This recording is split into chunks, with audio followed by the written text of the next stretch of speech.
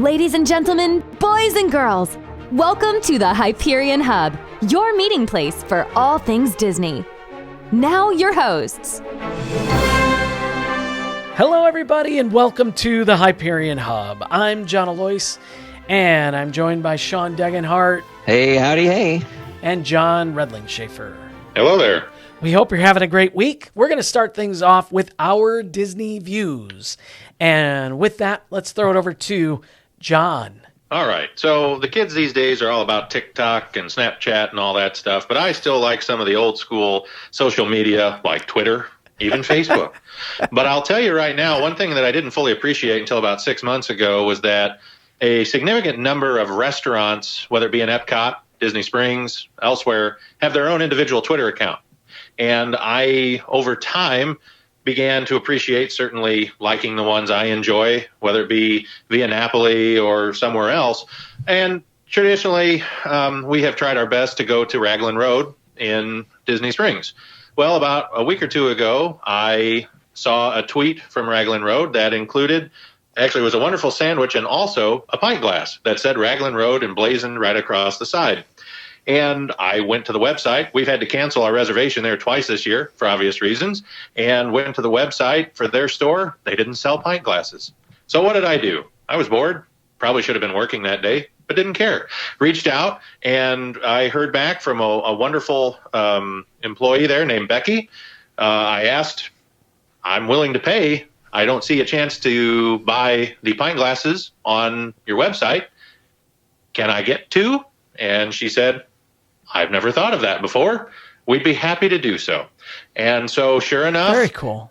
Yeah, sometimes it doesn't hurt to ask. Yeah, I paid for it. Yeah, I paid for shipping. But now in our house are two Raglan Road pint glasses that, you know, it's easy to toast and think of fond memories when we were down there. So long story short is make sure you follow the individual restaurants to get a better feel for what they serve. You can research menus all night until you're dizzy, but to see actual pictures and what they offer, and you never know, a nice little surprise and a little help and pixie dust, whatever you want to call it, from my friend Becky at Raglan Road. I just want to say thank you, and in the end, don't be shy. Outstanding. I love Raglan Road. I love the Irish dancing. And it's a sentimental place for me and for my family. So that's great, John. I'm glad. Now I will be doing that, just so you know. Okay, we're bringing Star Wars into the mix finally on the Hyperion Hub. And joining us this week, he's the host of the podcast, Coffee with Kenobi, co-host on Looking at Lucasfilm, and contributor at StarWars.com. Please welcome to the Hyperion Hub, Dan Zehr. Dan, thank you so much for joining us. Hey, guys. Thank you so much for having me. It is very much a pleasure to be here. Let's start at the beginning. What is your earliest Star Wars memory? What led to everything that's happening today with you? Right. My earliest memory is seeing commercials of it in 1977 and thinking it looked cool, but not knowing much about it. And then I went to, I think, JCPenney's or somewhere like that, and they had Star Wars action figures. So it must have been 78 because the figures didn't come out until 78. And I didn't know who any of them were. I hadn't seen the movie yet, but I got C-3PO. My brother got Luke, and I just thought they were cool. I didn't know. And we went 5, 6, 7 times to see it in the theater. And finally, we went to a drive-in movie theater, the Twin Dew Drive-In in Metairie, Louisiana. My dad rolls down the window and says, 4 for Star Wars. So the first time I saw it was at a drive-in, literally under the stars, and boom. I mean, it completely changed everything for me. It's affected a lot of my life, it's fair to say. Now, does that memory still ring true? I mean, do you remember being outside watching Star Wars for the first time? Oh, absolutely. I remember it very, very well. And I remember, because I was 5 years old, so I just remember sitting there. I remember before the movie started, they had like a 2-minute cartoon called Bambi versus Godzilla. And literally it was like this really poorly animated cartoon deer, and all of a sudden a giant green foot stepped on it and it was over. I remember that. And then boom, Star Wars, the big, font, and then John Williams music. And then I just remember, I don't remember specific scenes other than seeing like the Death Star and Chewbacca. But I just remember this feeling of just staring with my mouth open.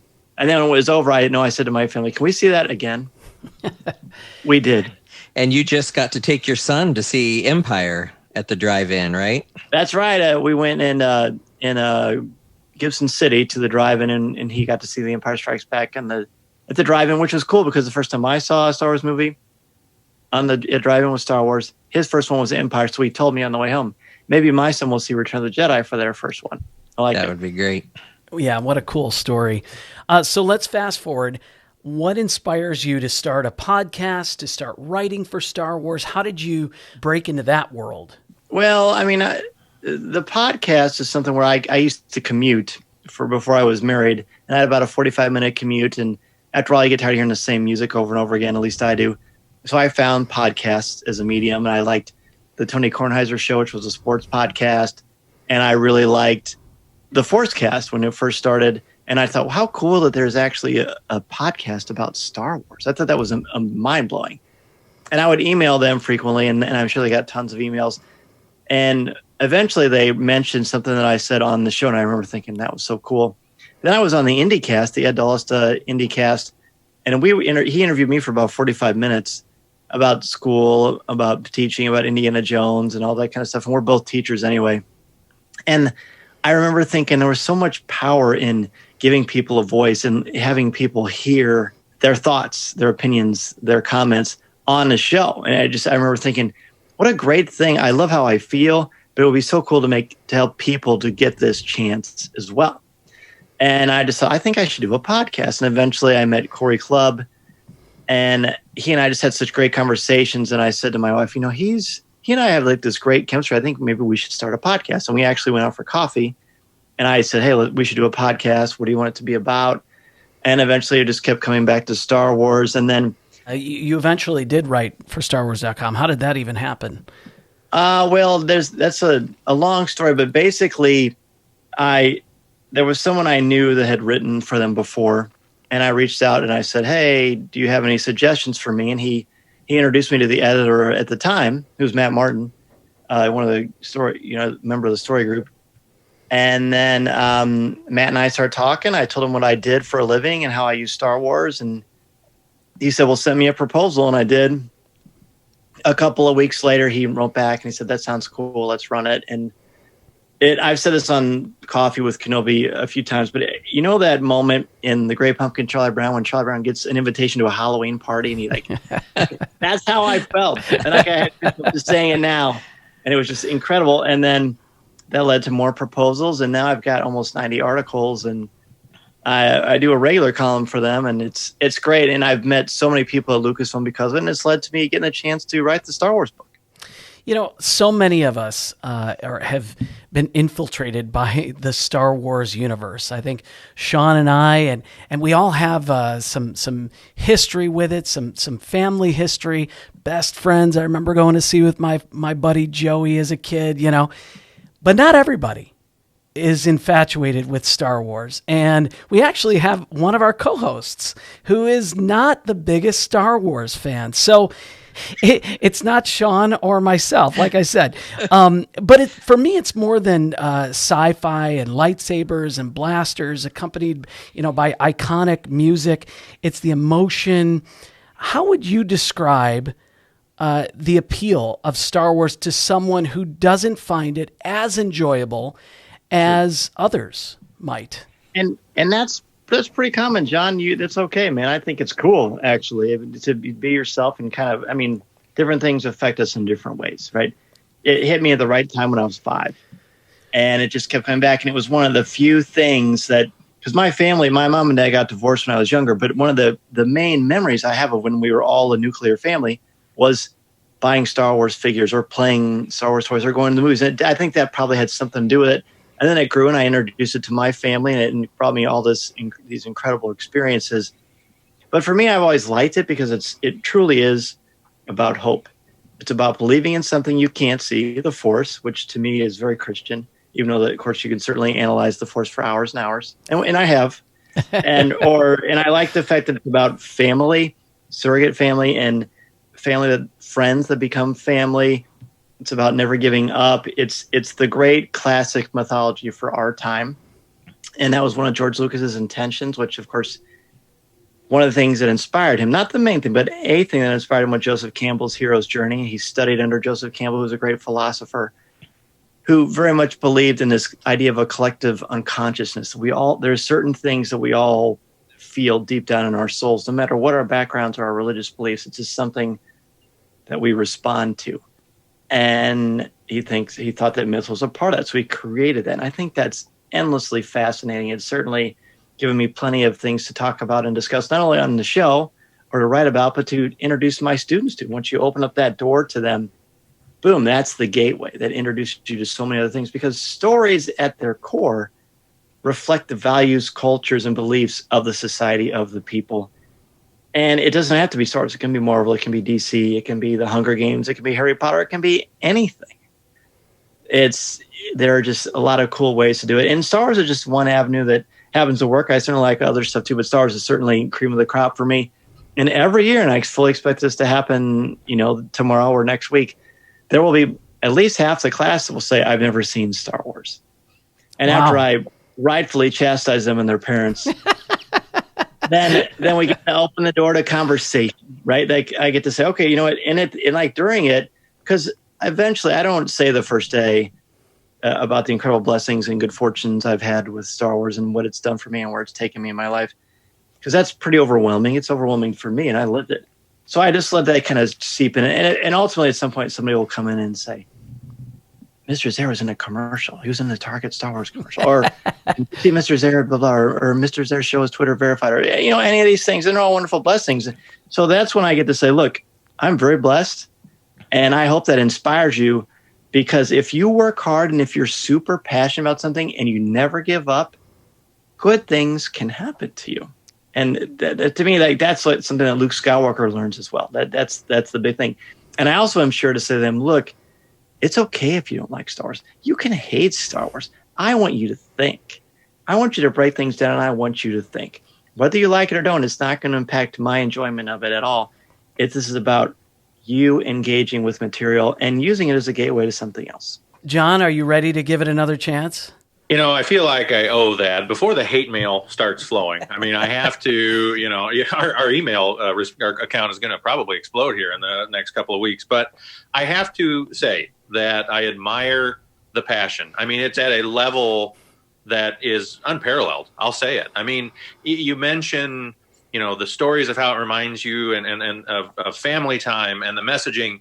I'm not downplaying that at all. There are many movies I recall watching with my father, Dirty Dozen, Kelly's Heroes. There are just those movies you see on TV. I'm going to watch the whole thing because of what it reminds me of. And so I'm envious to a degree that this is as I think Sean said, is a generational aspect. And so to be fair to you all on this podcast and all of you Star Wars fans, I'm willing to give it another shot. I saw it, let's see, when did the third one come out? 83? Is that right? 83, yep. Yeah, right. 83. I tried. All right. So I was probably 9 or 10 when I really got to see all of them. Born in 79. I wasn't, really, it was still prevalent, but I just didn't appreciate it yet. I watched it with a friend. I remember watching it. Maybe it's a system or maybe it's a situation where I might appreciate a lot more, just like you watch The Simpsons as an adult versus a child, and you pick up 85 to 90% more. And so, yeah, I'll give it a shot, John. I promise. Okay, great. One of the things you mentioned about the generational aspect, when we were growing up, you had 3 movies. Mm-hmm. And, at the time when I was little, I knew the name of every ship, and I knew the name of every admiral and general, in the Imperial fleet. And now, with my daughter being 15 and another one being almost 13 and now 7-year-old, they are loving Clone Wars and Rebels as much as I love the original. So it's great to carry on the story with them generationally. And now my daughters know every clone trooper, by name, when I get easily lost in which one's 5s and which one, all those kind of things. But it's just neat to see, and a great way for us to grow together as a family.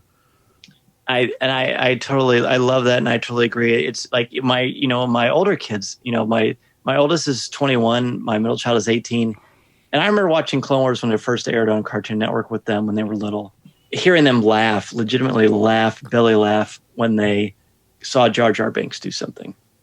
Now they're older and they like it, but it's different for them now. But Mason is 7, and I show him Clone Wars, and we just finished all of Rebels for his first time. And he, like you're mentioning, Sean, it blows him away because he gets to enjoy it, fresh. And I very much try not to influence him either way. I'm like, here it is. And sometimes he'll say, Daddy, I like this, or Daddy, I don't like this. And I say, that's great. Be yourself. Enjoy what you like.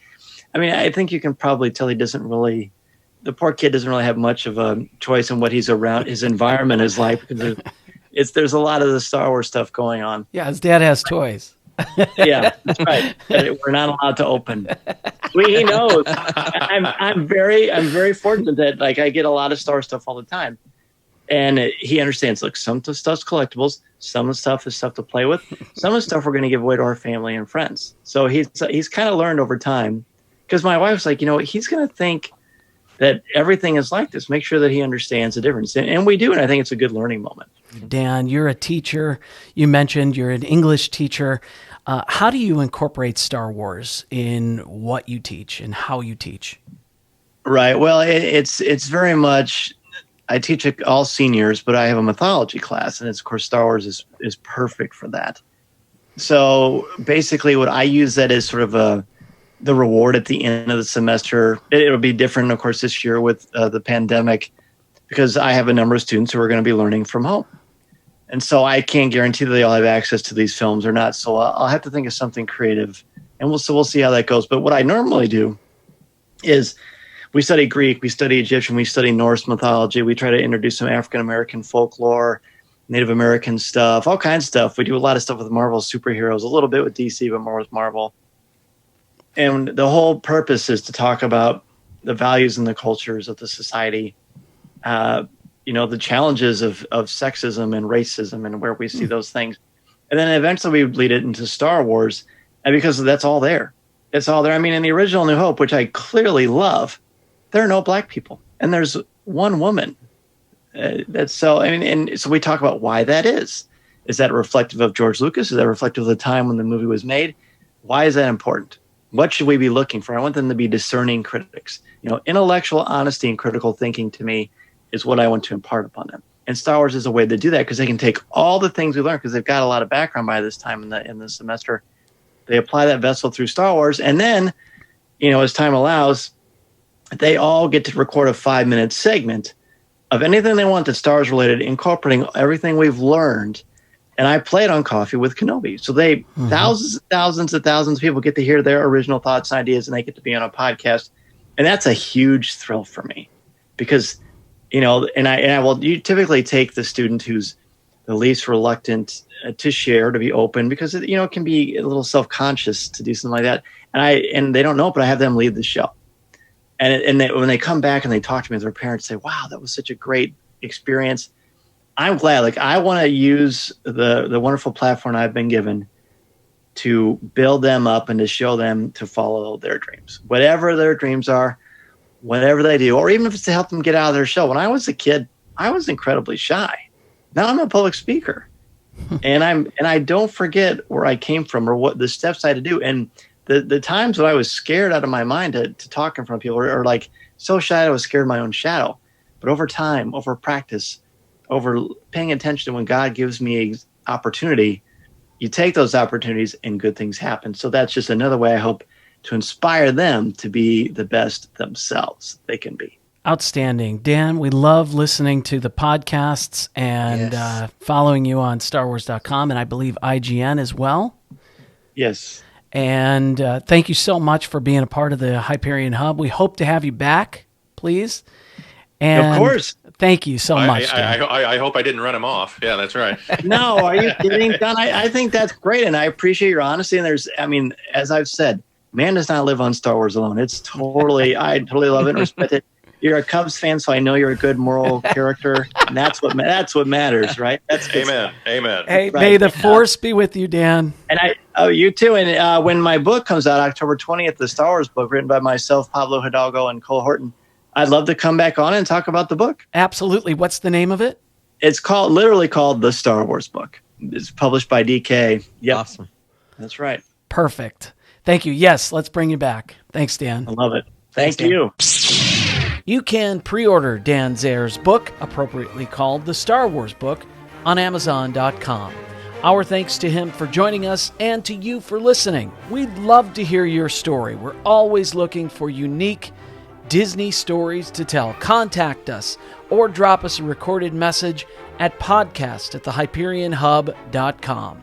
If you're listening to us on Apple Podcasts, please rate and review us so more people can find us. We'll be back next week. Have a great one, everyone.